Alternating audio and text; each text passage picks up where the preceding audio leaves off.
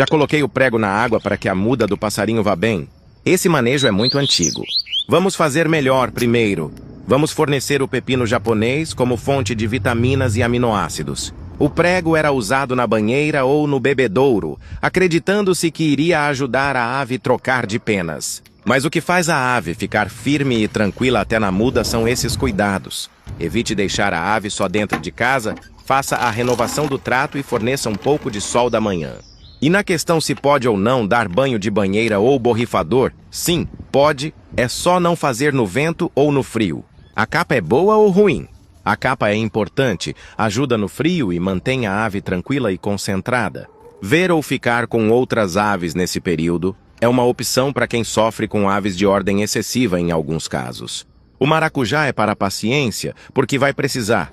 Se a muda é boa, o passarinho canta bem mais. E aí, gostou? Então já me segue para mais dicas.